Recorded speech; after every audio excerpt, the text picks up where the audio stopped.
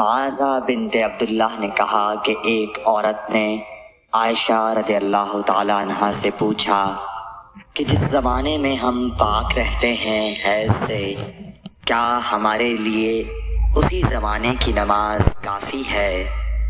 اس پر عائشہ رضی اللہ تعالیٰ عنہ نے فرمایا کہ کیا تم حروریہ ہو؟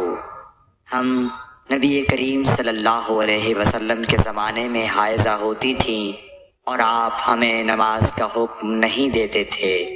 یا حضرت عائشہ رضی اللہ تعالیٰ عنہ نے یہ فرمایا کہ ہم نماز نہیں پڑھتی تھیں۔ زینب بنت ابی سلمہ سے روایت ہے، انہوں نے بیان کیا کہ ام سلمہ رضی اللہ عنہا نے فرمایا کہ میں نبی کریم صلی اللہ علیہ وسلم کے ساتھ چادر میں لیٹی ہوئی تھی کہ مجھے حیض آ گیا، اس لیے میں چپکے سے نکل آئی اور اپنے حیض کے کپڑے پہن لیے۔ رسول کریم صلی اللہ علیہ وسلم نے فرمایا، کیا تمہیں حیض آ گیا ہے؟ میں نے کہا جی ہاں۔ پھر مجھے آپ نے بلا لیا اور اپنے ساتھ چادر میں داخل کر لیا۔ زینب نے کہا کہ مجھ سے ام سلمہ نے بیان کیا کہ نبی کریم صلی اللہ علیہ وسلم روزے سے ہوتے اور اسی حالت میں ان کا بوسہ لیتے، اور میں نے اور نبی کریم صلی اللہ علیہ وسلم نے ایک ہی برتن میں جنابت کا غسل کیا۔ بنت ابی سلمہ سے روایت ہے، سلمہ نے بتلایا کہ میں نبی کریم صلی اللہ علیہ وسلم کے ساتھ ایک چادر میں لیٹی ہوئی تھی، حیض آ گیا، چپکے سے چلی گئی اور حیض کے کپڑے بدل لیے۔ پوچھا، کیا تجھ کو حیض آ گیا ہے؟ میں نے کہا جی ہاں۔ پھر مجھے آپ نے بلا لیا اور میں آپ کے ساتھ چادر میں لیٹ گئی۔ بنت سیرین نے فرمایا کہ ہم اپنی کنواری جوان بچیوں کو عیدگاہ جانے سے روکتی تھیں۔ پھر ایک عورت آئی اور بنی خلف کے محل میں اتری۔ انہوں نے اپنی بہن ام عطیہ کے حوالے سے بیان کیا، جن کے شوہر نبی اکرم صلی اللہ علیہ وسلم کے ساتھ 12 لڑائیوں میں شریک ہوئے تھے۔ ان کی اپنی بہن اپنے شوہر کے ساتھ 6 جنگوں میں گئی تھی۔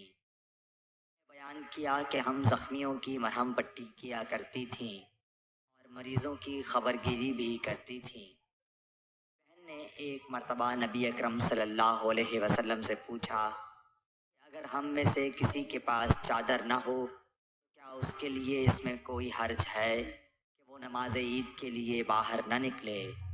آپ نے فرمایا، اس کی ساتھی عورت کو چاہیے کہ اپنی چادر کا کچھ حصہ اسے بھی اوڑھا دے، پھر وہ خیر کے مواقع پر اور مسلمانوں کی دعاؤں میں شریک ہوں، یعنی عیدگاہ جائیں۔ پھر جب ام عطیہ آئیں تو میں نے ان سے بھی یہی سوال کیا۔ انہوں نے فرمایا، میرا باپ آپ پر فدا ہو، ہاں آپ نے یہ فرمایا تھا۔ اور ام عطیہ جب بھی حضرت صلی اللہ علیہ وسلم کا ذکر کرتی تو یہ ضرور فرماتی کہ میرا باپ آپ پر فدا ہو۔ انہوں نے کہا، میں نے آپ کو یہ کہتے ہوئے سنا کہ جوان لڑکیاں، پردے والیاں اور حائضہ عورتیں بھی باہر نکلیں اور مواقع خیر میں اور مسلمانوں کی دعاؤں میں شریک ہوں، اور حائضہ عورت جائے نماز سے دور رہے۔ کہتی ہیں، میں نے پوچھا، کیا حائضہ بھی؟ انہوں نے فرمایا، کیا وہ عرفات میں فلاں فلاں جگہ نہیں جاتی؟ یعنی جب وہ ان جملہ مقدس مقامات میں جاتی ہیں تو پھر عیدگاہ میں کیوں نہ جائیں؟ بن عروہ نے کہا کہ مجھے میرے والد نے حضرت عائشہ رضی اللہ تعالیٰ عنہا کے واسطے سے خبر دی۔ ماں بنت ابی حبیش رضی اللہ عنہا نے صلی اللہ علیہ وسلم سے پوچھا، مجھے استحاضہ کا خون آتا ہے اور میں پاک نہیں ہو پاتی، میں نماز چھوڑ دیا کروں؟ صلی اللہ علیہ وسلم نے فرمایا، نہیں، ایک رگ کا خون ہے، اتنے دنوں میں نماز ضرور چھوڑ دیا کرو، میں اس بیماری سے پہلے تمہیں حیض آیا کرتا تھا، غسل کر کے نماز پڑھا کر۔ بن سیرین نے بیان کیا، وہ ام عطیہ سے آپ آپ نے فرمایا کہ ہم زرد اور مٹیالے رنگ کو کوئی اہمیت نہیں دیتی تھیں۔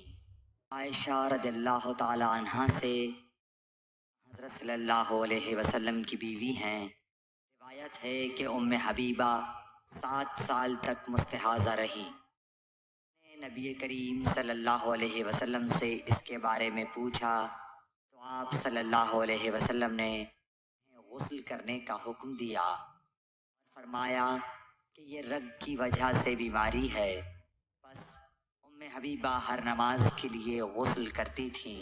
حضرت عائشہ رضی اللہ تعالیٰ عنہ سے روایت ہے کہ انہوں نے رسول کریم صلی اللہ علیہ وسلم سے کہا کہ حضور صفیہ بنت حی کو حج میں حیض آ گیا۔ رسول اللہ صلی اللہ علیہ وسلم نے فرمایا شاید کہ وہ ہمیں روکیں گی، انہوں نے تمہارے ساتھ طواف زیارت نہیں کیا؟ تو نے جواب دیا کہ کر لیا ہے۔ آپ نے اس پر فرمایا کہ پھر نکلو۔